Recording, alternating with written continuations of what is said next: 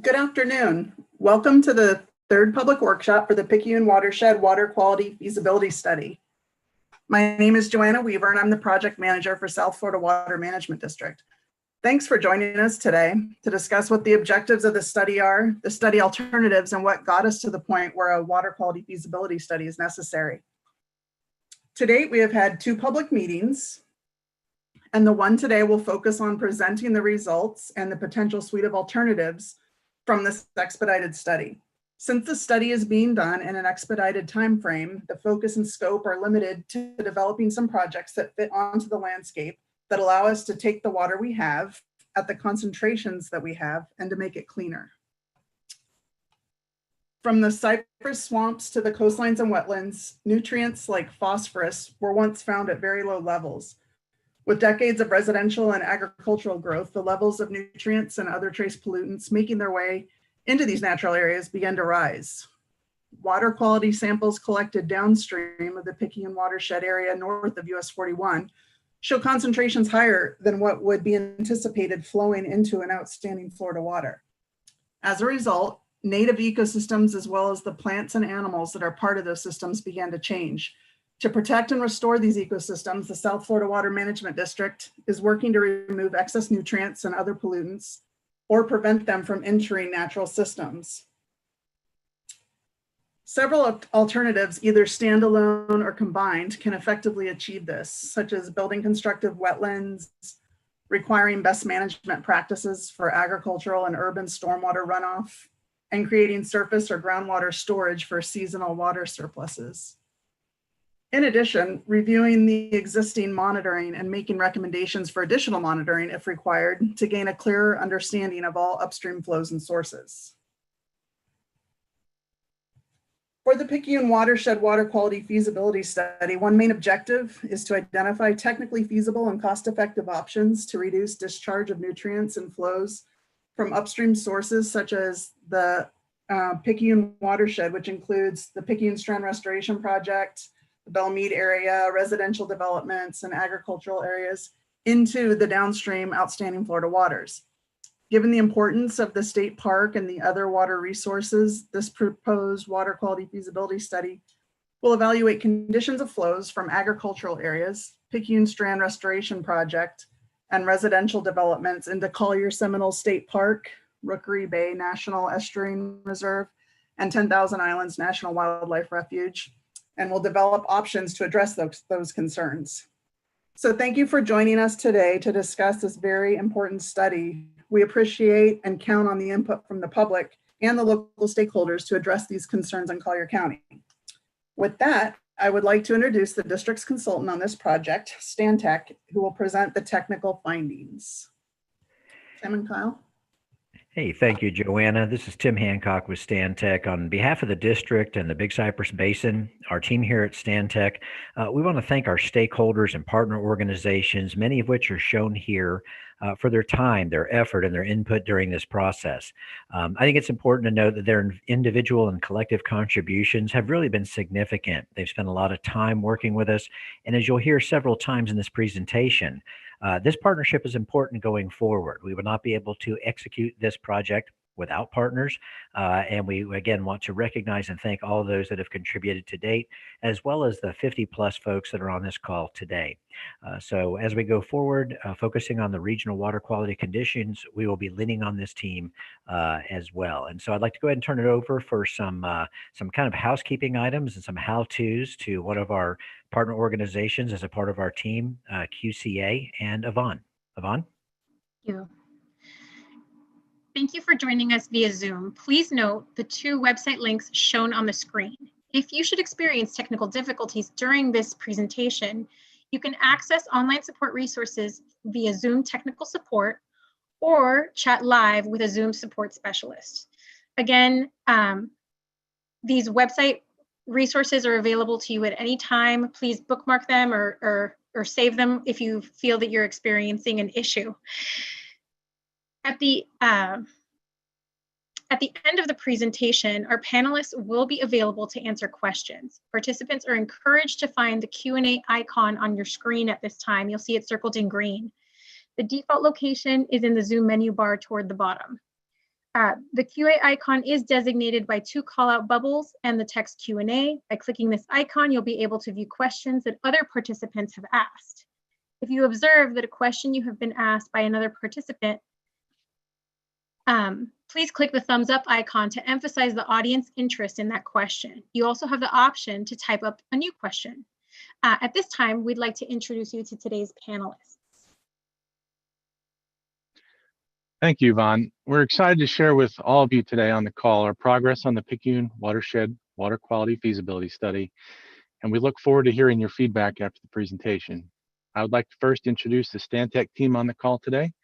My name is Kyle Goodwin, and I'm the Senior Project Manager with Stantec. I work out of the Naples, Florida office.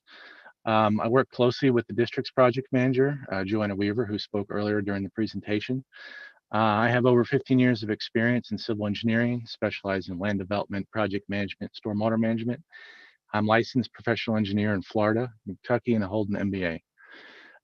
Dr. Jennifer Brunty has 27 years of experience in water quality BMP research and BMP implementation in both agricultural and urban settings. Her master's and doctoral level research focused on using BMPs to address nutrient management. And prior to working for Stantec, she worked as a natural resource specialist with the Highlands County Lakes Management Program for 5 years, and also as a wetland scientist for the Southwest Florida Water Management District for 12 years. Amanda Ludlow is a principal in Stantec. She specializes in green infrastructure practices and sustainable treatment design. She has more than 20 years of environmental consulting experience. Amanda has spent her career focusing on the development of innovative, sustainable solutions to solve environmental problems, including constructed treatment wetlands, phytoremediation, natural media filtration, and sustainable stormwater management. Tim Hancock is a principal with Stantec with more than 30 years of public policy and community outreach experience. Tim's born and raised in Florida. He has extensive background working in the complex regulatory framework in Southwest Florida. And he also leads our public outreach and engagement efforts on environmental projects throughout the United States. I'd also like to mention that we have several district and DEP staff on the call today who will help facilitate the discussion during the Q&A session at the end of the presentation. With that, I'm going to go into a brief review of the agenda for today's meeting. Starting off, today we'll provide an overview of the project, a recap of the purpose for the study, and a summary meeting review with a few key takeaways. Then we'll provide an overview of the information collection summary report to familiarize you with it so you can go and review the full report if you're interested. And then following the summary report, we will dive into the feasibility study and discuss where we are currently. We'll present 3 alternatives. We're going to compare the alternatives and we'll review the alternatives in a summary. We will then briefly review the funding strategy and preliminary draft recommendations for the study. And then lastly, we'll discuss next steps. We'll summarize today's meeting and hold that Q&A session. And at this point, I'm going to hand it back off to Tim. Hey, thank you, Kyle. From a broad perspective, this study is designed really to consider potential water quality improvements. And as you can see on the next slide, the water originates from a fairly large area, but the key is that it all is impacting some outstanding Florida waters, or OFWs, including Collier Seminole State Park, Rookery Bay Estuarine Research Reserve, and the Cape Romano 10,000 Islands Aquatic Preserve.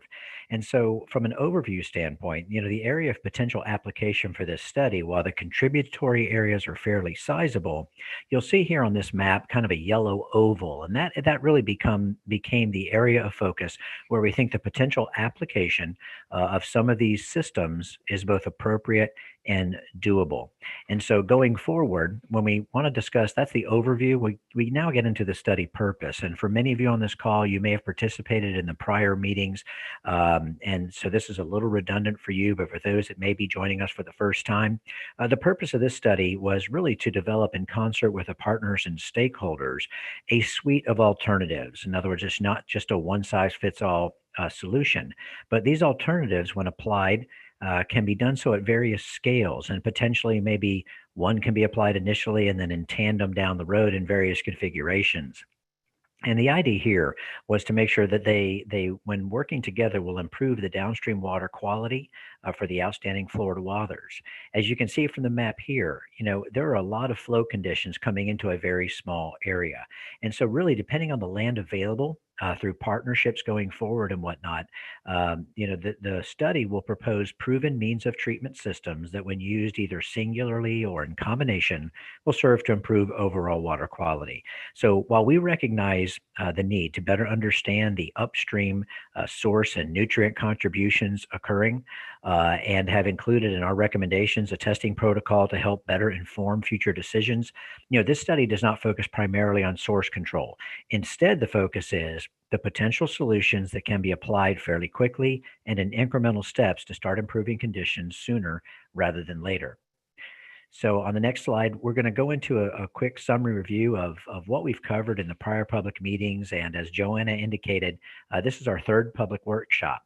The part of the process from inception, or a key part of this process, really has been the need for both public information, dissemination of where we are, but also input from the public as well. We don't just convey information, we learn at every opportunity. So previously, in the public meetings, what we presented were an information collection summary report and gave a status on that. And what that is basically is a book of documents, if you will, that were all reviewed by our technical team to better inform and understand the applications and processes going forward. We then discussed the feasibility study, which is really the meat of what we're working on right now, and share the project schedule with everyone, so everyone can see what's going on. Again, you'll be getting more updates on this meeting on each of those as well.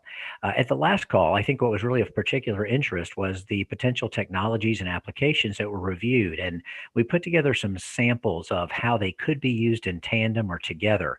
So for example, if you're in the early phases of implementation and you only have X amount of acreage available, that may warrant a certain technology or application, but as more land may become available, you can put them in tandem with other technologies and create a treatment train process. Again, we're trying to maintain maximum flexibility. So as the land application side of this project goes forward, we're really ready to serve the environmental improvements that are the focus of this study. And so we shared some of those schematics, and we just want everyone on the call to understand that, we all know that water quality is a high priority in Florida, and heightened in the last few years by a lot of the algae conditions and water quality conditions we have seen occurring. The focus on this study really is on passive systems. We are not looking at massive pumping type projects. That's not the focus. So we're really looking at these more passive systems that can be readily maintained to improve downstream water qualities. And again, incremental projects, each showing positive impacts that, as you'll hear us talk about a little bit later, we also want to make sure that those improvements are both measurable and attainable. So what we'd like to do now is I'm going to turn it back over to Kyle to basically review the information collection summary report with you. Thanks, Tim. For those of you who've participated in prior meetings, again, this is going to be a brief review of what was covered. A little bit later, we're going to get into the new meat of the presentation.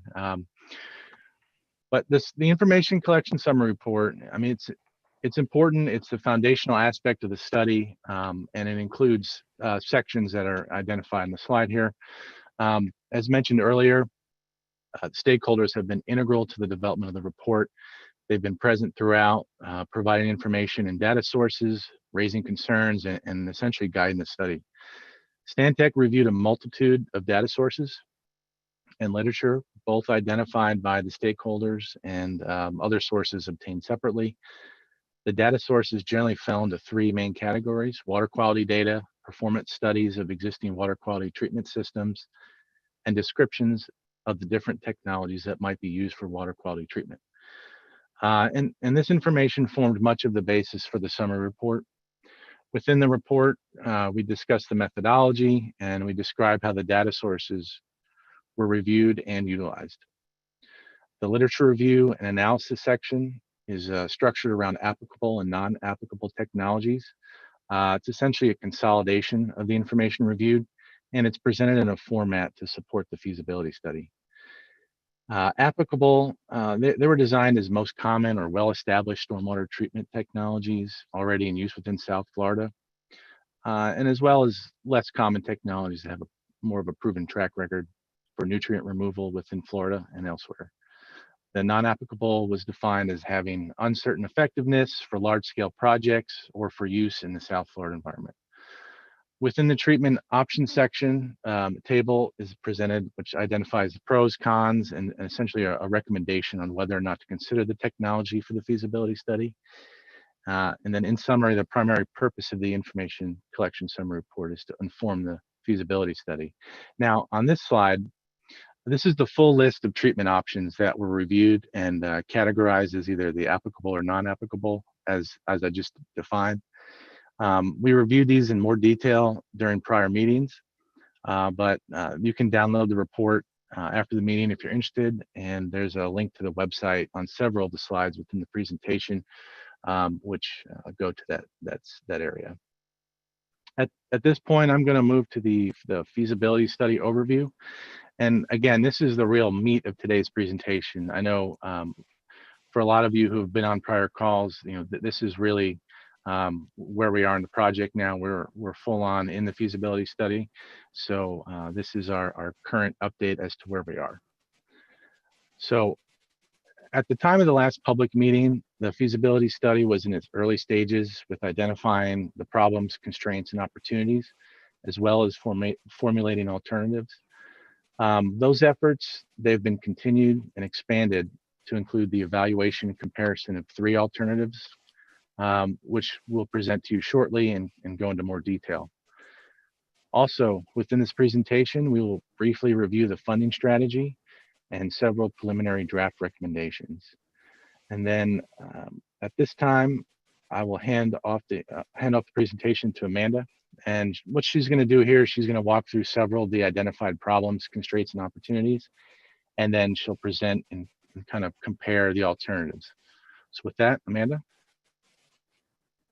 Kyle, with the development of an solution, there's going to be a number of problem constraint opportunity to could potentially limit potential solutions based on its location.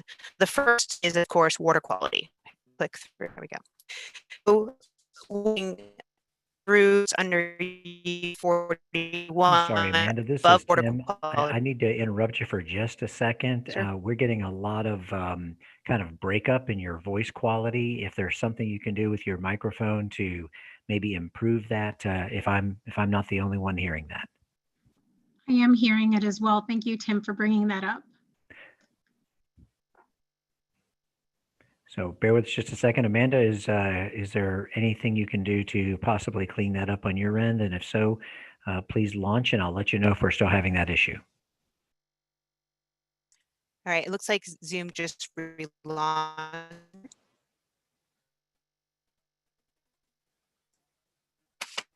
She disconnected her audio, so she might be trying to reconnect it again. To refresh. Okay, just ask everyone's patience. Give us just a minute here. These things happen on these virtual calls. So bear with us a second. Let's see if we can get Amanda to reconnect with a clearer connection so you can hear her. And for those of you who are typing in questions, thank you for submitting your questions.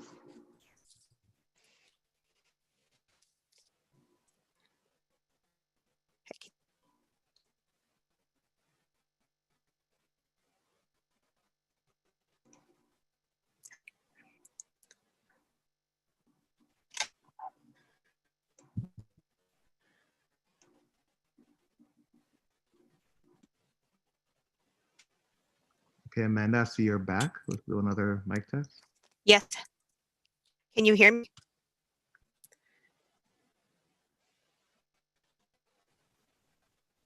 I heard you for a little bit. It seemed like you were fading out again. Yeah, in one moment.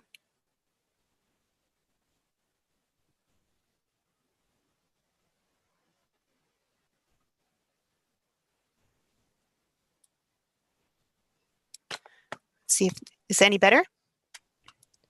Yes, hello? That's better. Yes, that sounds much better. Okay, apologize. I think I cleared it up. So the first of one of the constraints, primary constraints, is water quality. So water discharging under the US 41, those culverts, specifically BR 36 and BR 37, are above water quality standards for total nitrogen, phosphorus, and various metals. So any chosen treatment system will need to address these elevated constituents. The next constraint is water quantity. The total volume of water discharging under these through these culverts is expected to increase in the future. So that one of the major goals of the project is to come up with a solution that can treat as much of that future flow as possible. One third constraint is looking at the land. The primary constraint to building a solution is the land availability. There are both public and private lands located to the south of US 41 in the project region, and availability of the land for the project use is currently unknown. In addition, some of these lands contain wetlands and upland habitat, which could limit sizing and configuration of any treatment solution. The fourth being the technology itself. Each solution has their own challenges and constraints. For example, some systems may be more efficient at treating one constituent or the other. A solution may also require a larger footprint than feasible based upon the land available, and therefore would not be capable of treating the full volume of water. Fifth, potential permitting constraints. Wetlands and habitat are located throughout the project region. Therefore, construction in or around these resources would require additional analysis, and permitting could potentially cause permitting delays. And finally, funding. Example constraints related to funding include restrictions on use of funding resources to only public or private lands. The timing, we may need to plan months to a year in advance to obtain funding for the projects, particularly when funding must be approved through government budget cycles. May require cost sharing, and if limited funding is available, implementation may need to occur in stages. Next slide.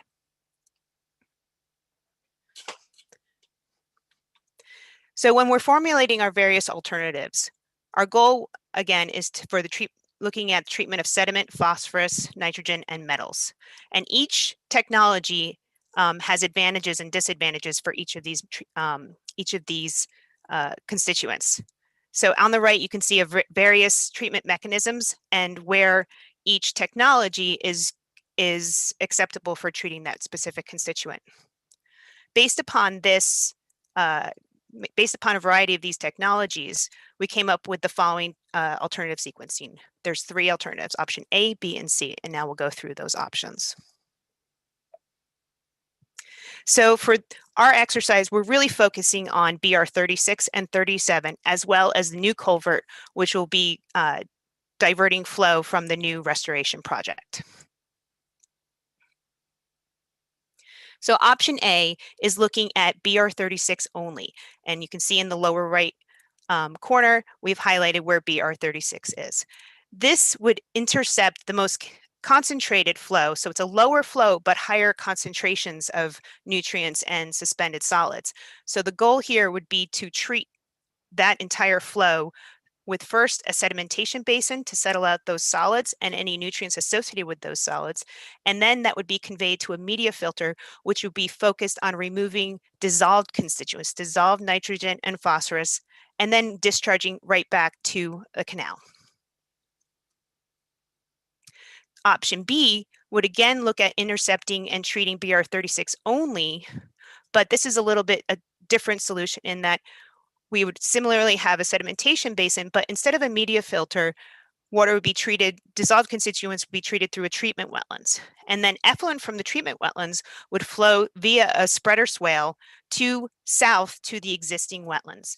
And this would provide some benefits to just kind of restore the freshwater supply south, specifically to the National Wildlife Refuge, which would improve freshwater habitat. And try and mitigate some of the blocking of flow that construction of the trail had resulted in. Option C would similarly follow the same treatment sequence, would be larger because we'd be intercepting and treating all of the flow, BR 36, BR 37, as well as the new culvert. So this is a significantly volume of flow that would require treatment. But similarly to B, we would be discharging south and restoring the freshwater supply to those existing wetlands. So when we're evaluating these alternatives and providing a mechanism to score the one option over another, the main items that we're concerned with are one, treatment performance, how big that solution has to be, how much area it takes up, what O&M considerations we need to take into account, the total cost, and thus how much funding would be needed, how long it would take to implement this solution, and then also the overall longevity. How long and sustainable will the solution last? Looking at the first criteria, treatment performance. So as you can see, we have the options across the top and a summary of what those options, the treatment sequence is. So option A is the basin, media filter, and discharge to the canal. B, basin, wetlands, swale to existing wetlands, and C, similarly just larger. So looking at treatment performance, the more flow you capture, the more and more you can treat, the greater treatment performance. So in this slide, a 1 would be the least amount of treatment being provided, whereas 5 is the best performance and the most amount of treatment. So please, it's important to keep in mind that most of our treatment technology can be contaminant dependent. So for instance, with nitrogen, we can get equivalent performance from media filters and treatment wetlands.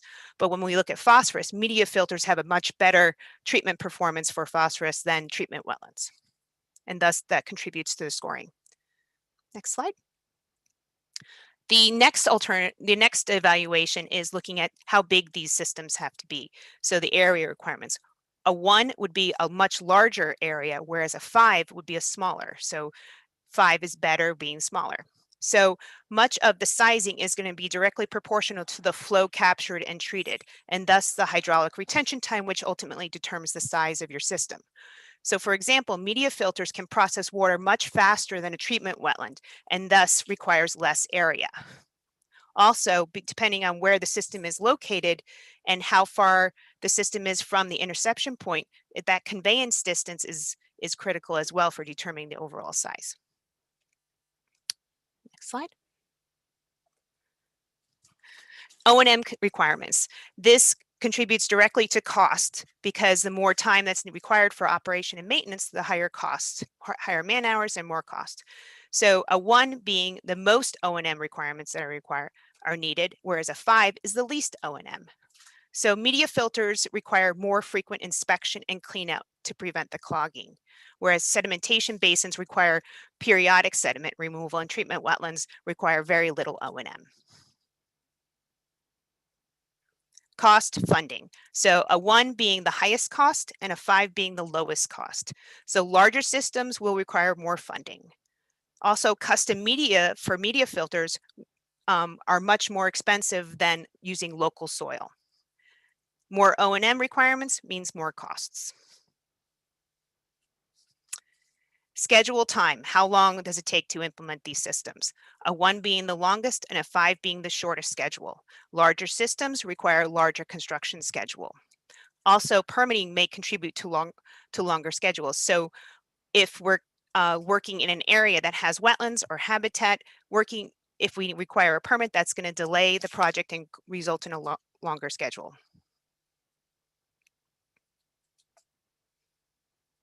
And we have longevity. So looking at media filters may become exhausted over time as their absorption potential, say for phosphorus, gets exhausted, they would need replacement. So they have a much shorter longevity. Therefore, option A has a 1. The more passive the technology, the longer the treatment performance. So B and C have a higher score due to that longer lifespan. So as we look here, this is the sum of all of our evaluation criteria. Option A, which was the basin plus the media filter, is scored a 19. Option B was the basin, treatment wetlands, spreader swale to the existing wetlands, scored a 20. Both A and B are also only treating BR36. So they scored very similarly, but because we're discharging south and in a completely passive approach, we have a higher score with option B. Option C has a similar sequence to option B, but it's much larger. So results in a much lower score. And I'll turn this back over to Kyle. Thank you, Amanda.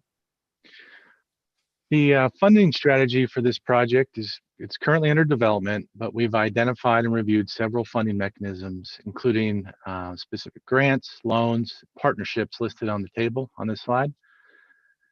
These opportunities are currently prioritized on a 1, 5, or 10 scale rank, with 10 having the best alignment with the current project characteristics. But as I mentioned, this is preliminary. So moving forward, this will be updated, be further prioritized based on several factors, including anticipated stakeholder participation, the compatibility with the project, and compatibility with the schedule, and other factors. Once finalized, the recommendations on which funding sources to pursue will be provided along with the identification of potential stakeholders who are best positioned to carry the ball forward. It's great to identify things, but we need to also look to our stakeholders and see who can really move this project forward. The final report will define each of these opportunities and include a full matrix identifying all the factors reviewed. So on this slide, we're presenting the following preliminary and additional draft recommendations. And the purpose of this is to give you all the general idea of what some of the final recommendations will look like inside the feasibility study. I'd like to note that this is not an exhaustive list. These draft recommendations will be modified in the future. And again, we're about our final feasibility studies. Tim's going to speak about that a little bit later, but that'll be due in March. So we still have quite a bit of time to go, and these will be further refined. The preliminary draft recommendations essentially refer to specific aspects of the future project, where the additional draft recommendations refer to activities or projects that could be undertaken independently or actually in concert with this project. And then of the preliminary draft recommendations, I'm just going to highlight what's on the screen here today. Pursuing land partnerships, both public and private, because the area that is available is what's going to influence the design. And then this one's closely tied to that first option, that first comment. Right size the project based on land availability and efficiency. So based off the amount of space we can obtain is going to right size the project to meet that. And I know Amanda went through, options B and C are very similar, but C is much larger. So one of those might be better suited for a smaller versus a larger footprint. And then option A may be even better suited to even a smaller footprint than option B. So those are some of the considerations we'll have to look at. Of the additional draft recommendations, I'm going to highlight the following. Implementation of a synoptic water quality monitoring program in the region. It's important to have a good understanding of water quality in the region, and I think that would help support additional efforts in the future. Implementation of a monitoring program to confirm the effectiveness of the constructed water quality treatment system. It's critical once you install something to be able to measure operation of it and conformance with the criteria. And finally, local stakeholders, including both public and public-private partnerships, and pursue additional source control measures where appropriate. So while this study is focused on a specific region, we acknowledge that it's important to pursue additional source control measures where appropriate. And then at this point, I'll hand the presentation over to Tim, who's going to walk through next steps and then the meeting summary.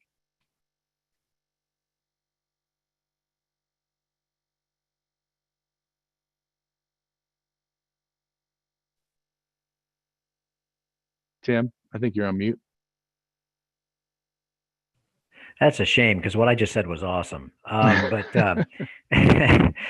I think a lot of the questions being posed, and I think as we get to this point and talk about next steps, it's important to realize that the purpose of this study is to identify the potential tools, the ability and the opportunity to measure their effectiveness, and to understand what those tools are. So as we determine the available land and available funding, we can bring to bear the greatest benefit possible. Is this the silver bullet? Is this study what's going to be the be-all, end-all for water quality for those properties that are receiving waters to the south? Absolutely not. But the argument that you should do nothing unless you can do it all, I think is an invalid argument. And so what we're trying to do is identify the tools. And then as we go forward in continued partnerships and this feasibility study is created, it becomes a launching pad, if you will, to then make application that will then go forward and have incremental improvements. And I'll give an example. Many cities and counties we work with, maybe they have a limited area within an urban section that they want to use for water quality treatment. And you install a certain type of system that fits that, and then you measure its effectiveness. And its effectiveness, if it turns out to be great, you then have the impetus to then carry that to the next level to expand the size and application. So that may be a little more of the approach we're looking at here. But nonetheless, where we sit right now is we are sitting really in the midline of the feasibility study. We expect the feasibility study to be wrapped up and delivered by the end of March. And then, of course, we'll take the additional input we receive from this meeting as we have from all public meetings. We'll continue to work with our stakeholder group and very closely in getting that feasibility study created and have that, again, as a set of potential recommendations moving forward as the particular land for application is more clearly identified. So going to the next slide, let's kind of summarize today's presentation, if we will. Hopefully the goals and purpose of the study, particularly if you're somebody who maybe this is your first of the public meetings to attend, you get a sense of what we're trying to accomplish here as a consultant to the district and the basin. So hopefully we've been able to help make that a little bit clear for you. We're now going to focus on continuing to work with that stakeholder group to finalize the feasibility study. And as I mentioned earlier, the feasibility study becomes a little bit of a roadmap that the agencies can use as we go forward and try and clarify and advance funding to create partnerships for land applications and whatnot. And as those things firm up a little bit more, the recommendations in the study will start to find a little bit more purchase or a little more of a toehold to move forward. So what I'd like to do now at this point is turn it over to Yvonne, who is, I know we've got some folks that are already putting questions in the Q&A, but Yvonne's going to give you a little refresher on how to enter questions in the Q&A, and then we will do our absolute best to address the questions and comments that we have and go forward from there. Yvonne? Thank you, Tim. So as we mentioned earlier, you'll see on the screen, circled in green is the Q&A box. If you click on that, it will open up the chat box specifically for the Q&A. And as we mentioned earlier, if there's a question that jives with what you want to ask the panelists, you can click on the thumbs up symbol, and that gives it priority. I see some people have been doing that already, and that lets us know which ones you absolutely want to get answered during this meeting. So thank you, and we will move along to the Q&A.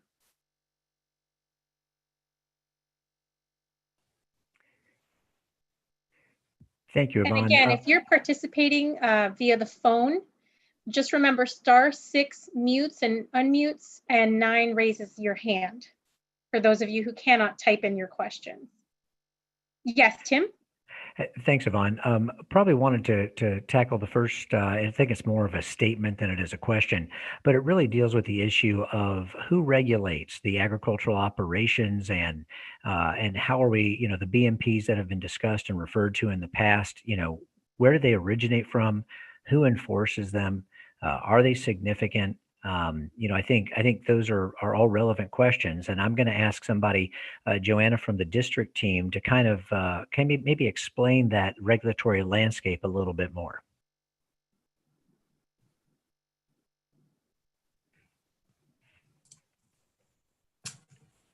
Hi, Tim. So so FDAX is definitely in charge of the BMPs for the farms in that area.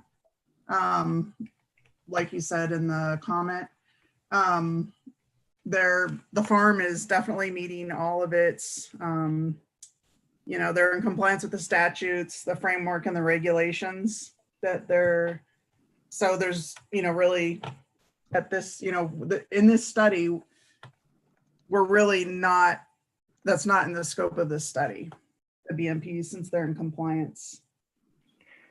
And I think, thank you, Joanna. I think that kind of goes to what we were talking about a little bit earlier, what I was trying to say, which is, there are things we can control, things we can't control. There are things that are background that exist today that you may be looking at years, if not decades, to, of operations that would have to be altered and that type of thing. So the focus of the study is what can be done going forward to provide incremental improvements to the downstream properties, because each day we do nothing gets better. And so that's why I think the effectiveness of the different applications that the team has looked at is kind of important. So, and for the record, why don't we make sure, Yvonne, why don't we have you go ahead and read each question, and then as a team, we will do our best to direct that question to the most appropriate person to answer it.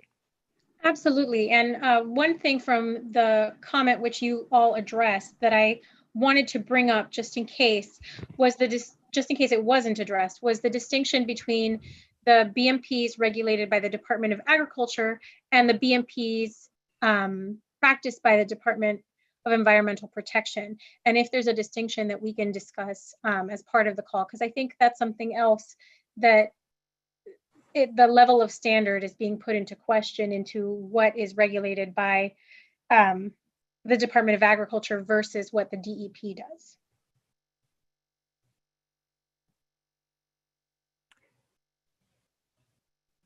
Okay, and Jennifer Brunty, Dr. Brunty, would you like to, I know you deal in that regulatory framework on a daily basis. Can you shed some light on that? I found the unmute button. Yes, my background is in agriculture and I worked for farmers for a lot of years. The state has essentially turned over regulation of agriculture has been turned over from DEP does not do it. They're hands off. They don't want to touch it. It's been turned over to the water management districts for regulation, for assisting with getting people signed up for BMP programs and helping with cost share programs. Water management districts have cost share programs, but so does FDACS. Having said that, FDACS has what is called a NOI or Notice of Intent program, and they go around asking farmers nicely, of course, to sign up for this Notice of Intent program, saying that they will implement BMPs. And as part of that program, the farmer keeps records describing how they implemented the BMPs that they agreed to implement with FDACS. Early on, it was expected, and by early on, I mean when I was back years ago when I was with Highlands County, there was an expectation that the DEP expected FDACS to get 90% participation from all the farmers, and that didn't happen by the deadline. And then many years after the deadline passed, it still didn't happen. And I want to say it was around 2011 or 12 when I was still working for Swift Mud regulation and just transferring over to a farm's cost share program at that time, that there was talk of DEP supposedly if they didn't get that 90% participation by a certain date, they were going to make it mandatory, and that never really happened. But around 2011 and 12, DEP kind of put their foot down and said, DACS, you need to start I forget the word. You need to start checking up on all of these BMP notices of intent that you signed to make sure that the farmers are really doing what they said they were going to do. So FDACS doesn't have like regulatory authority. They have a cooperative relationship with the farmers. The cost share funding that they do with the farmers it's not a contract between the farmers and FDACS.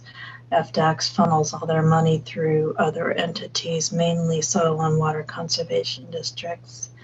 The actual regulation of agriculture has been assigned to the water management districts and not FDEP.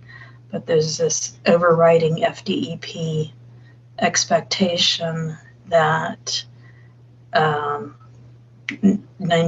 of, I think it's 90%, a really high level percent of farmers will sign up for this notice of intent program. And if they don't, the DEP can legislatively enact further requirements of farmers, and nobody wants to do that. But the one thing that I know that they have done has FDACS has really increased their audits of the farmers that are already in the NOI programs, and they continue to try to get the farmers to sign up, because the alternative, if they don't get enough participation voluntarily, is that it becomes mandatory. Well, Dr. Brunty, first of all, I hope everyone was taking good notes, because there will be a test at the end on every acronym that Dr. Brunty used. But I think, the truth is it's a complicated system. And again, not within the scope of this study, but we want to do our best to try and at least address that question or concern. Thank you, Tim. Thank you, Ms. Brunty. So another comment that we received that we can share with the audience is in discussing the different options, one of our stakeholders mentioned that option A will at least address the existing farm at Tomato Road on Route US 41, but you really need an option A at the downstream end of every farm in the upstream watershed. Do we have any comments or response for this stakeholders? Well, again, I think ideally, if we could turn back the clock and do post-discharge treatment systems, for every single level of output, that would be great. But we certainly are limited in doing that at this stage. But I don't think anyone would disagree that having, treatment systems at the discharge points of all agricultural operations would be ideal. But we just have to work within the system we have at this point. And I'll add to Tim's comment that after the last public meeting, we went back to the data and we did some reanalysis, and we had some more defined flows, and intercepting all of the flow at BR36 appears to be feasible. So we are essentially the combined flow that would be coming down through BR6 in option A and B would be treated entirely with a solution. And then option C, it would treat BR36, 37 and new culvert. So because we did this reevaluation of the flows, things do look, solutions are feasible in south of US 41. This is Jennifer Leeds with the Water Management District. So if I could, I want to take maybe just a couple of minutes here to kind of cycle us a little bit back around to the higher level purpose and intent that kind of put us down the path of this feasibility study, and kind of maybe give everyone like a little refresher on really how we got to where we are today. I know we talked about it a little bit in the beginning of this presentation. I know a lot of the questions are kind of really focused on some of the agricultural areas that are upstream of US 41. But over the summer, as we were moving forward to trying to get the last contract awarded for the SERP project of Picayune Strand restoration, we knew that in the future we needed to put some additional culverts under the road of US 41 and County Road 92. And ultimately we looked downstream to where those flows are going to go. So we know that we had some changes upstream. So I know there's been some focus on the agricultural areas upstream, but there are other areas in what we're calling the Picayune watershed as a whole. So we do have the Picayune Strand Picayune Strand Restoration Project, which is SERP, which, if everyone recalls, that is returning 55,000 acres that currently a majority of it is still with canals and point source discharge, where those canals in the future will be backfilled and the roads will be removed, and it's ongoing today. to facilitate sheet flow. And that sheet flow will produce a much higher level of water quality coming off the landscape. We also have the Bellmead area. We do have the agricultural areas, and then our urban areas all kind of mixed in together. And so there's actually a variety of some upstream sources, but we knew we were not going to have enough time to turn this into a regulatory study, to look at trying to develop BMPs. But what we really wanted to do was to be able to be responsive to the stakeholder concerns. And I saw a question about who are the stakeholders that we're talking about. So not just some of the other governmental agencies like Collier County and DEP and with Collier Seminole State Park, but with also the partners that we've been working with some of the environmental groups and even some of the agricultural community itself. Everyone's come together with this study to try to put their heads together to see what kinds and solutions that we can come up with. And so we said, well, we know that land is a concern. It's an issue. There's not a lot of land availability. So what could some suite of alternatives that could be implemented that we can start chipping away at this, as Tim talked about earlier, to start helping to improve the water quality. So I thank you for indulging me to kind of like reset some of where we're at from a higher level. I'm hoping that addresses some of the questions that we've had that kind of came up, but that's really kind of the focus of this. And because this was such a fast feasibility study, I mean, literally it's been done, it'll be completed within 6 months, which typically, feasibility studies of these types can go anywhere from 12 to 18 months. But we were very, very focused. And so that kept our scope very focused. But we're really looking forward to coming up with a good suite of alternatives that we can communicate to help kind of address and improve those water quality going in downstream. So with that, I'll stop. Thank you, Jennifer. One of the other questions that we got is well fitting at the time. Where is, and it's actually a partner agency. So this project is South Florida Water Management District. But we have a stakeholder asking, where is Southwest Florida Water Management District in this discussion?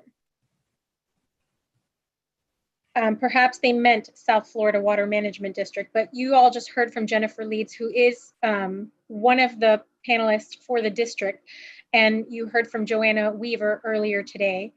So I didn't know if the district would like to chime in and mention how Stantec is working for the district and how the project is progressing in that way and the relationship there.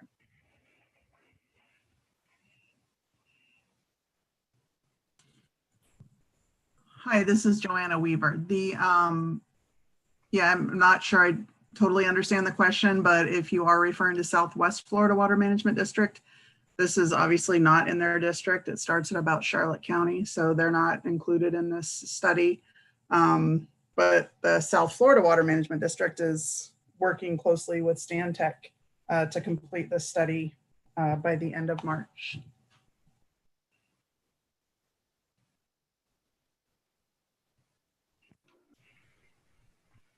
Thank you. Another question that we received, what is the potential for acquiring enough land in county, state, and federal parks and reserves to construct the proposed bioreactor ponds? Yvonne, I think we're working on that through the many partnerships that the district has in both public and private sector. And I don't think that we have an affirmative to that, but I will tell you, Amanda, you mentioned that there were options that we felt could provide a very significant amount of treatment at the BR36 level. What kind of rough acreage are we looking at for some of these options? I mean, some of them can be implemented in fairly small areas, others may take a little bit more. Is there kind of a goalpost from an acreage standpoint that at this point we are comfortable saying, these would work in an X amount of acreage scenario? Yes, we're looking at essentially less than about 30 acres for intercepting all of 36, BR36. So while we can't really say, okay, here's a parcel that's been identified, or here's the acreage we know we need to do X, we at least can give that context that for BR 36 and the options we've looked at, around a 30-acre parcel would be a really good start.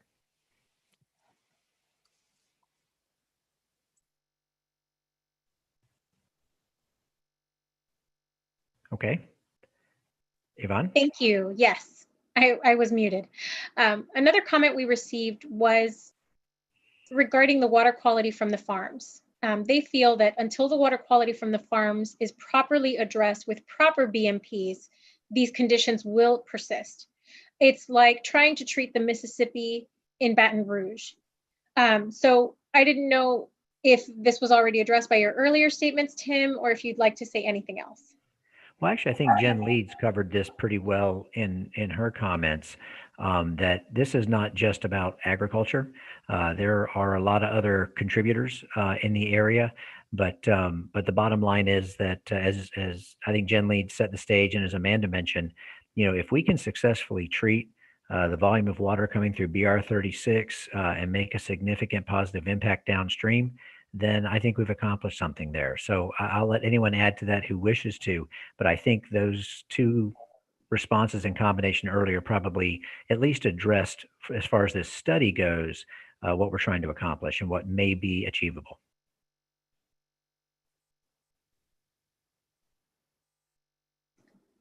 Thank you, Tim. I guess we have no other comments. I did want to ask if we have a slide or a representation, or possibly in the future as the study progresses, if we will have information showing what areas we propose putting these options and alternatives and the size of each. Again, I'll kind of say that as land is identified and partners are created, that certainly will be a part of the process. And I think there's another question that may come up a little bit later that talks about, have federally listed or threatened species been considered in the analysis? And no matter what treatment system or its physical location is determined in the end, it will have to go through a thorough and proper permitting process. So an evaluation of potential impacts to species and to vegetation and to habitat will occur as a part of the permitting process. But at this stage, we don't really have a physical location map that we can show you, but hopefully that will occur sooner than later. Thank you, Tim. I think your statements also address this next question, but I'll read it for our attendees so for their benefit. For option A, where is the existing canal that will receive the discharges from the facility?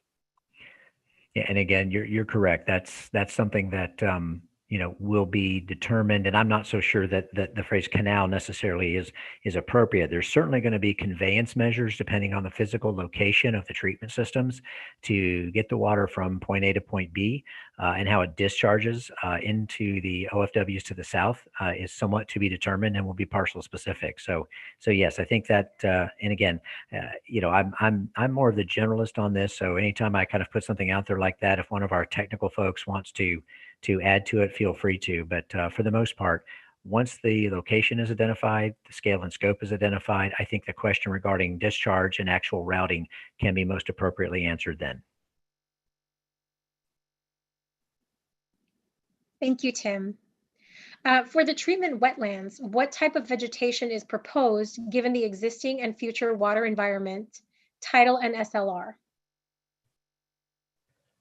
That is definitely an Amanda or Dr. Brunty question. I am not touching that one.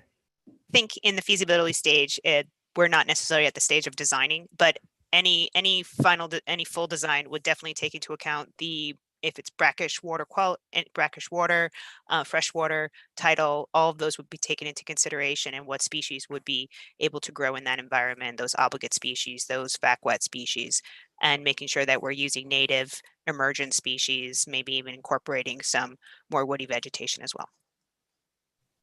And I think we would go ahead and look at what's already growing down in that area to get an idea of the plants that like it best there. That usually is the most helpful in achieving success. I've been down there a couple of times and I've noted some particular plant species that really like the brackish water areas. So we'll look at what's actually out there now in the areas that we want to replicate. Thank you, Jennifer and Amanda. Another question that we received, and this may be addressed later on, but is one alternative public-private partnership with the farms to purchase land that parallels US 41 to use for ponds for media filtration so that the contaminated water doesn't cross the highway and threaten Collier Seminole State Park and Marco Islands waterways? Well, again, we don't have a parcel specific plan at this stage. I will tell you that there are a lot of people on this call, that represent both public and private landowners, and we are continuing to work and seek those partnerships to create as much opportunity as possible. And there are some folks out there that are very willing to work with the district in moving that forward. But I don't think at this point we can talk specifically about a parcel here or a parcel there. And if there's anything to add to that, I would defer to Jen Leeds. No, Tim, I think you're spot on with that. I think we've talked about that's one of our challenges in this area is land availability. And that's why we're really trying to highlight those partnerships, not just public-private, but between public agencies as well, to see what we can leverage, and to see what kind of good solutions we can come up with and move forward. Yeah, either way, it's going to take partnerships on both sides, public and private, to effectively address the matter.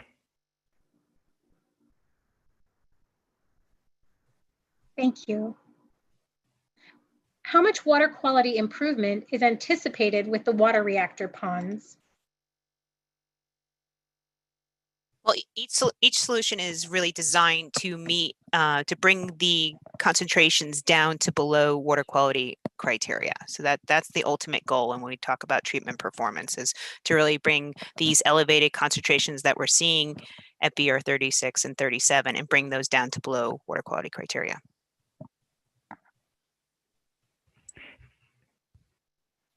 Thank you. To what extent will this project help rebalance or further unbalance the salinity of the 3 Goldilocks estuaries?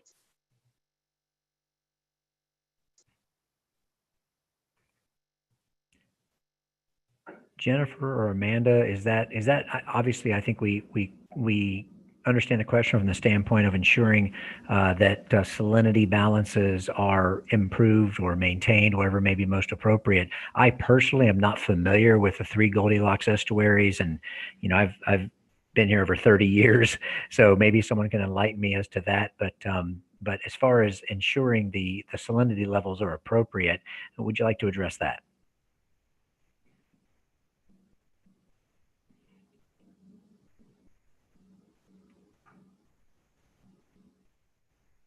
Are these 3 Goldilocks estuaries south of the project? I'm not entirely sure where they are. I've never seen anything called that.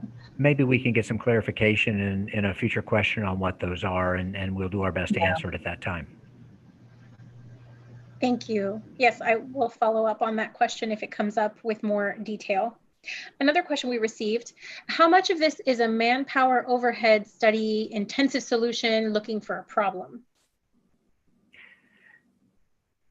Well, I won't speak to the district's intent. I think Jen Leeds covered that very clearly earlier as to what the study is intended to do.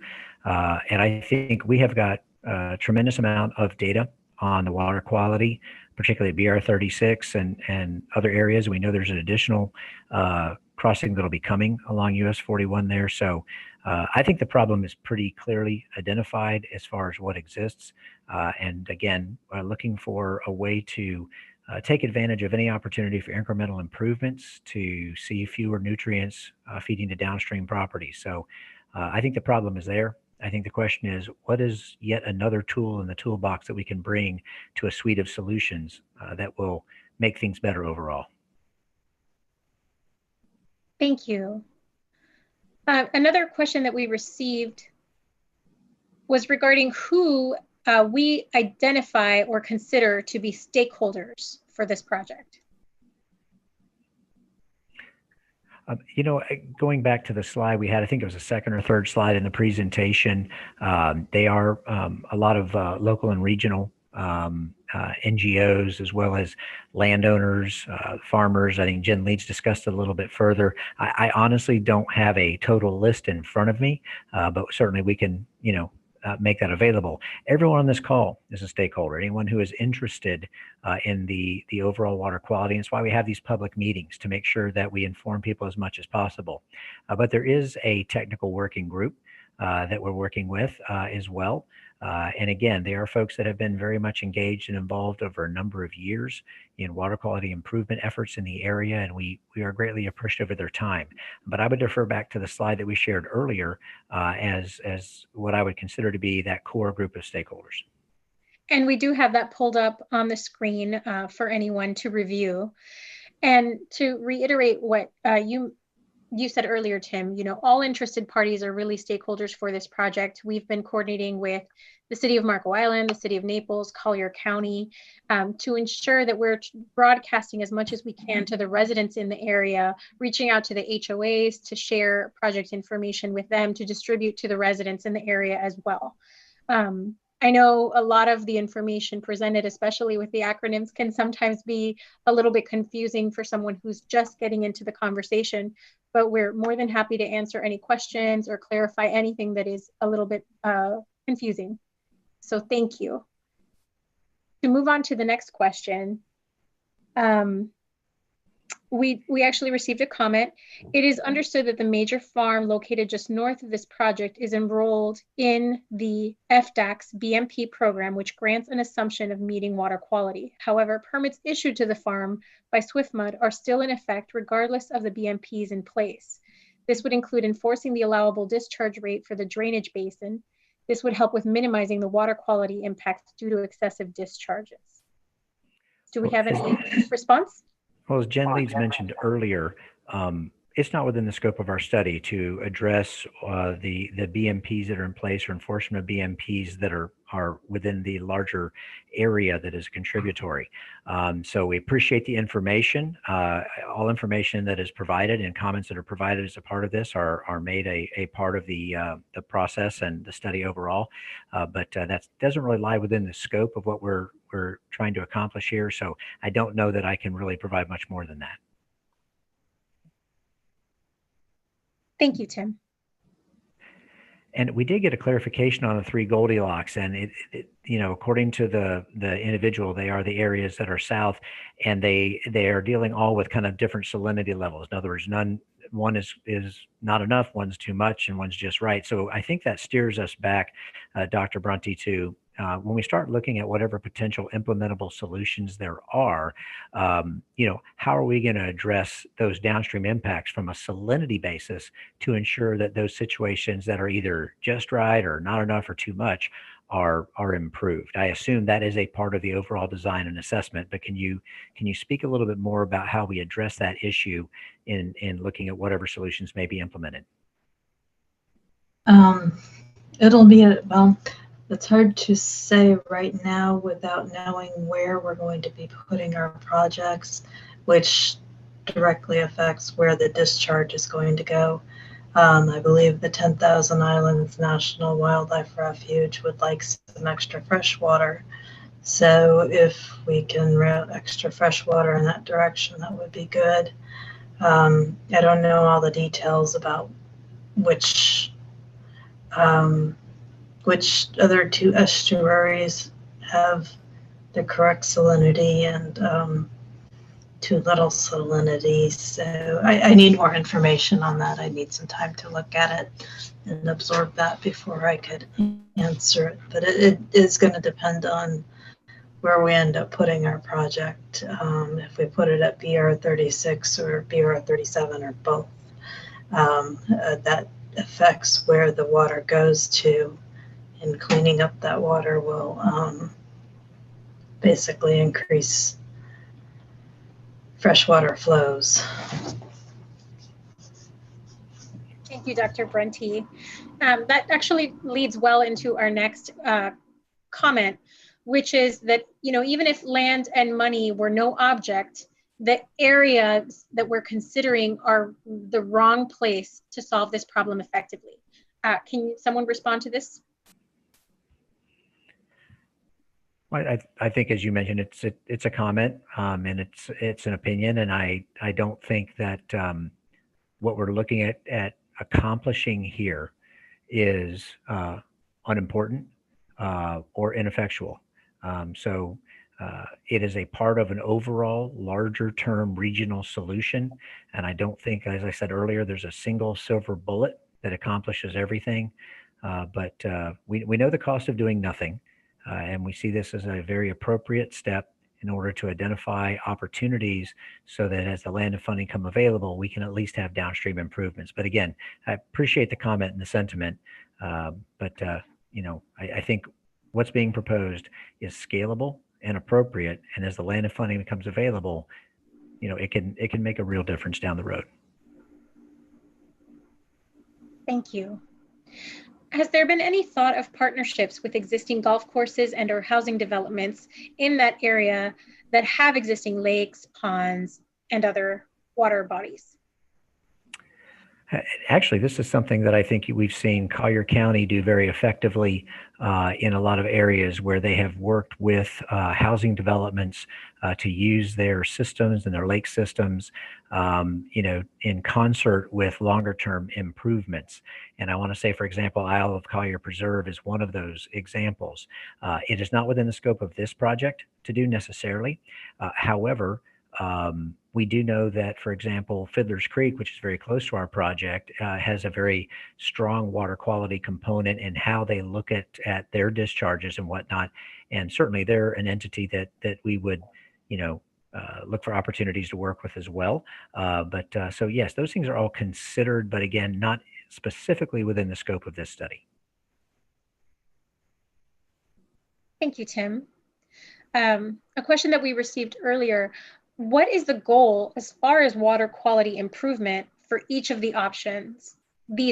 And I believe Amanda already addressed this, but I just wanted to be sure, see if there was anything else we wanted to add. Amanda, would you like to just kind of a quick summary on that again? Yeah, so our goal is definitely to bring those elevated concentrations down to below the water quality criteria. Thank you. Now, another comment that we received is that more water quality data needs to be collected south of US 41 between the culverts on US 41 North to County Road 951 to better understand what is going on, that the current data set is limited. And I would say that we tend to agree, and it's why part of our recommendation is increased and improved monitoring, synoptic data. So I can't say that anyone on this team would disagree that additional information would be helpful. We do have a lot of data on what flows. And again, Amanda, as far as the data sets we have, can you speak to that just a little bit?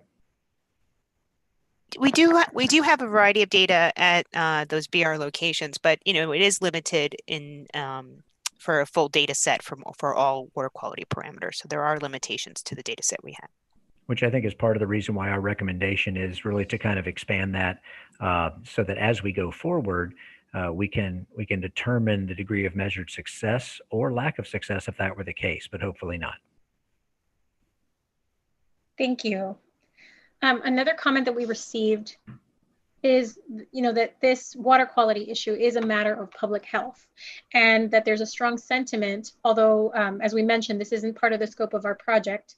The DEP must take over the regulation of the farms rather than asking farmers to sign up on the NOI.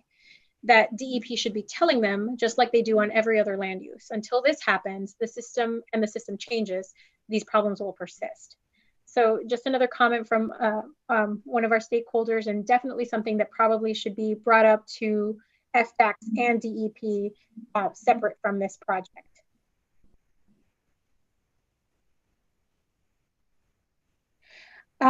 Another question that we received: it is unclear how options A and B are sufficient given that 3 new culverts are proposed.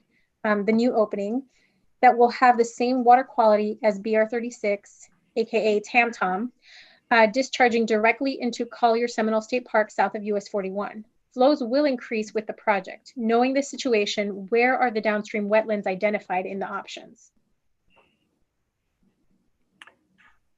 Amanda, do you want to kind of tackle that? There's a lot in that one, but we do know that there's going to be obviously a new culvert there as well.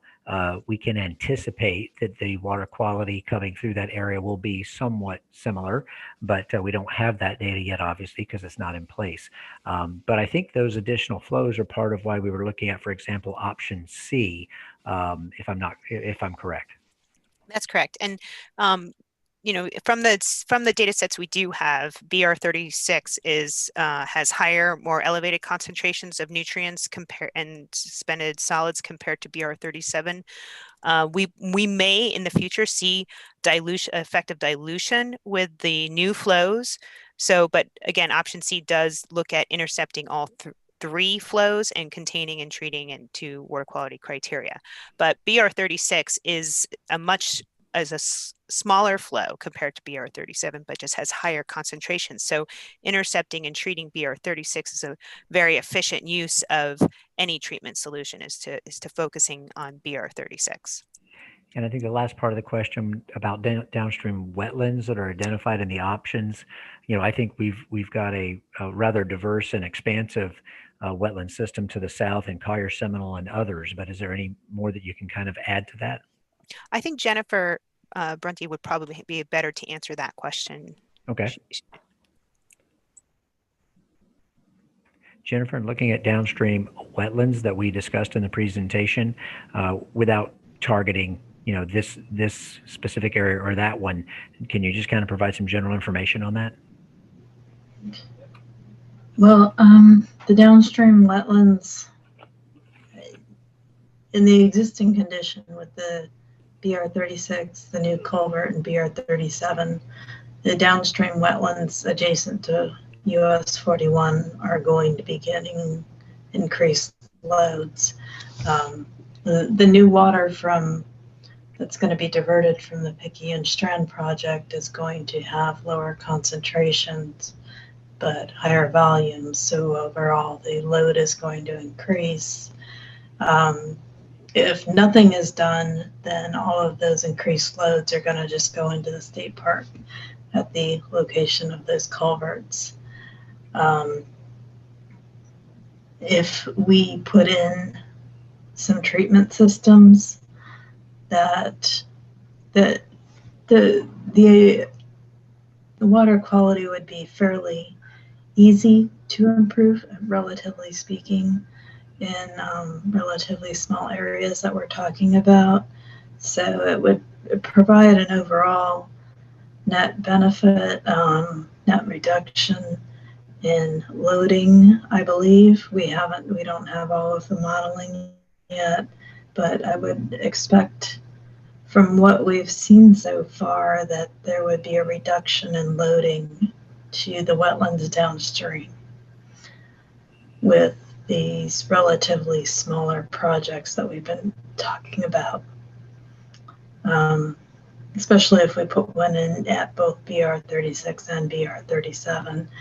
Putting one in at BR36, the concentrations are higher at BR36, but the flows are lower, so the loading isn't as high as at BR37, where concentrations are a little bit lower, but the flow is a lot higher. So there's an advantage to putting treatment systems in both that would improve the overall water quality of downstream wetlands. I don't know if that quite answers the question. Thank you, Dr. Brunty. So to follow up on the salinity question that you answered earlier, we received feedback comments. It's recommended that we talk to Pat O'Donnell at Rookery Bay, who has 20 years of salinity seasonal data for those 3 bays. So for the 3 Goldilocks bays? That's what it sounds like, but perhaps they might provide some clarification if needed. Oh yes, Falahatchie Bay, Picayune Bay, and Pumpkin Bay. Okay. Let me write those 3 down and we will get in contact with Rookery Bay about that. Thank you for your recommendation. Another question that we received, I believe that during the public workshops held by the county in February of 2019, there was a consensus that approvals of stewardship receiving areas, SRA, in RLSA should stop if either the quality or quantity of water was negatively affected. Do you anticipate results from the monitoring program be used to assess future zoning decisions? Well, that's a jump of about 30 steps beyond where we are today. Obviously our monitoring that is a part of this program will be made available and publicly available, and how it is used, whether by Collier County or others, to look at future land use decisions is really up to them. So I don't think it's appropriate for anyone on our team to address that question with any specificity, again, way outside the scope of what we're doing. But obviously the information is publicly available, and from a design standpoint, the more data we have, the more information we have, the better our designs are going to be. So, again, it would be available, and how it's used is really up to those organizations or agencies. Thank you, Tim. Another comment and question that we received, that area, the 10,000 islands south of US 41, is already showing signs of saltwater intrusion and vegetative change. Please talk with the Panther Refuge regarding that situation. Presumably, the additional freshwater might redress that balance. We hope the U.S. Fish and Wildlife Service is part of the stakeholder group already. And yes, U.S. Fish and Wildlife is already part of the stakeholder group, but I will kick it off to Tim to answer the question. Again, just like the previous question about the individual with Rookery Bay, they are the refuge is a part of the working group, and certainly what we're doing going forward. So yes, we think that coordination is existing already, but we certainly appreciate the mindfulness in making sure that it's there. Thank you, Tim. In the previous public meeting, presenters described the Freedom Park, the Gordon River project, and the ratio of watershed or treatment to treatment area. Is that ratio a fair expectation for this one? Well, and I don't know about the ratio. I'm going to lean back on either Amanda or Dr. Brunty on this, because the Freedom Park is, if I'm not mistaken, the Freedom Park is about 50 acres, give or take, of treatment area. Is that correct? Yeah, I think it's significantly less than that. Treatment area, I want to say it's closer to 20. I don't have that readily available in front of me. Okay, so I would be hesitant to say, well, yeah, that treatment ratio can be applied in this situation because the inputs are different.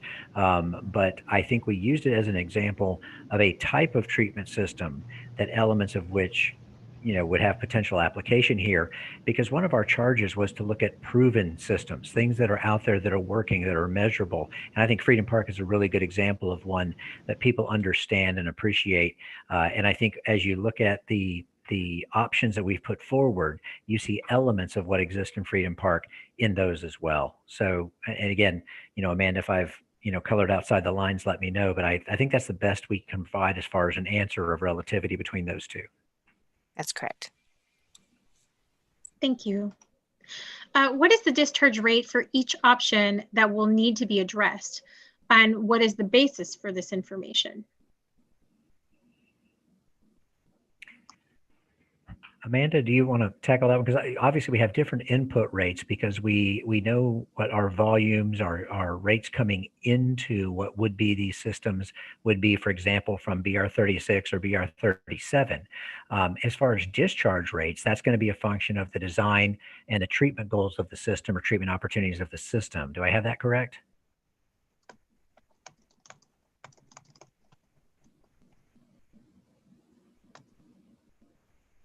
Amanda, are you there? Oop, I was muted. Sorry about that. Okay. All right. Most of the water flow, the water quantity measurements and estimates were based upon the PSRP water quality projections report for the Southwestern Protective Levee feature and the projections for future flows and the new culvert. So, and much of that data also reflected really a 6-month discharge through those culverts. So it's what we're looking at of, say, at BR 36 is about taking into account that 6-month, so really condensing the flow to over a 6-month period as opposed to over a year. You're looking at about 900,000 gallons a day at BR 36 and about 5 million gallons a day at BR 37. That sounded way better than my answer. Hope that helps. We also have a statement, a correction to a statement. Please contact Dr. Britta Jessen for water quality data at Rookery Bay. Please contact Pat O'Donnell at Rookery Bay for fisheries data. So thank you for sending that correction to us, and we will make sure we contact the appropriate parties. And Yvonne, if we want to just kind of bring up that final slide with all the contact information on it, we don't have any remaining open questions at this point. So what I'd like to do is I'd like to just on behalf of our team of professionals and experts at Stantec, along with our partner QCA, as well as, the district, the basin, and all of the stakeholders have been a part of this program going forward and continuing on. Just want to thank you all for your questions, your participation, and clearly your passion as well for improved water quality across the board in Southwest Florida. We're happy to be a part of that process and look forward to advancing the goals of the state and improve water quality across every opportunity. And I'll just ask before we close to Joanna Weaver or Jennifer Leeds, is there anything you'd like to add before we wrap up today's meeting? Actually, Jennifer Reynolds had wanted to make some comments, and we're pulling up the project map to support her statements. Thank you. Great. Yeah, this map will work perfectly. Thank you. So this is Jennifer Reynolds. I'm the division director at the Water Management District for Ecosystem Restoration and Capital Projects. And first, I just wanted to thank everyone for participating in this public meeting today and this workshop where we're talking about some really challenging issues. And part of the reason that it's really challenging is because this is a feasibility study that's a little bit different than how we normally do feasibility studies. The reason that we got started with this feasibility study was because as we looked at the Picayune Strand restoration project and completing the construction on that restoration effort, what we realized is that the flows from many of these areas that flowed into Picayune Strand forest would now be rerouted and would be flowing into the canals adjacent to US 41. And from there, go into the outstanding Florida waters that we've been talking about today. And so as Dr. Brunty mentioned, looking at the increased volumes there were multiple stakeholders, both NGOs and other agency groups that came to us and said, hey, have you guys taken a look at the potential increased load of nutrients that could bring to outstanding Florida waters? And as you guys continue to look at the operations of Picayune Strand and what that might entail, we'd like you to think about whether there might be a need for an additional water quality project moving forward into the future. And so we took a look at that. And that's what this study is about, is taking a look at a very early basis of what could potential water quality projects look like in an area where there isn't a lot of land available to construct something to address nutrient loads.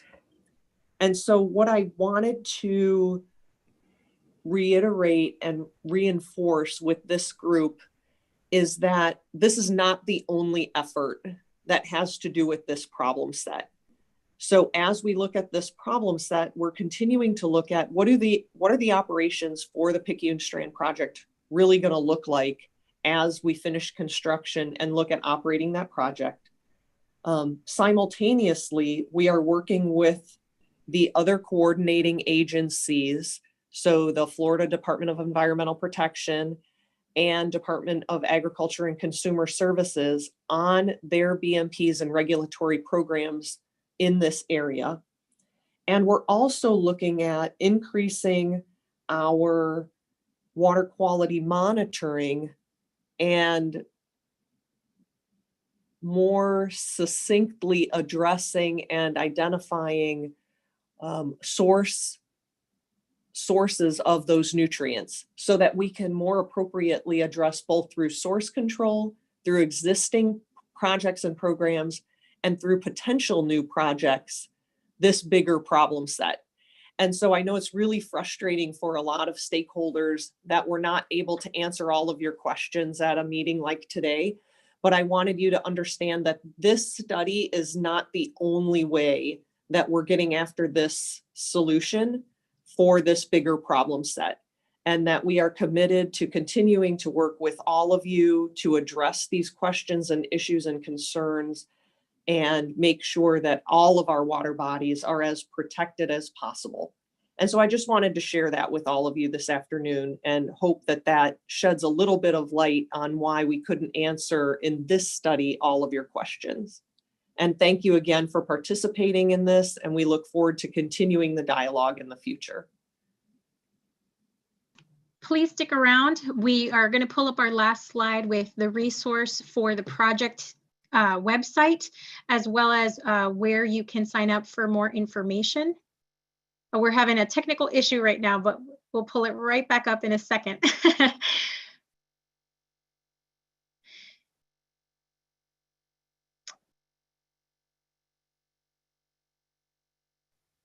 Actually, let me share my screen just to make sure that we're sharing the latest information with you all.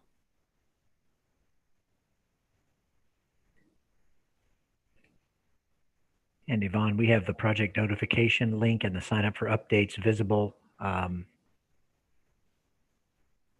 this time.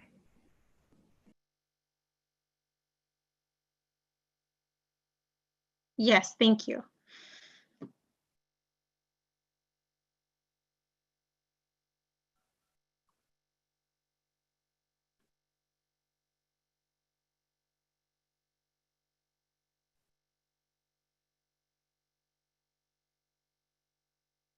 Thank you again for participating.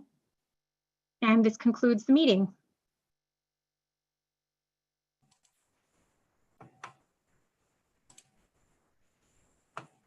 Thank you.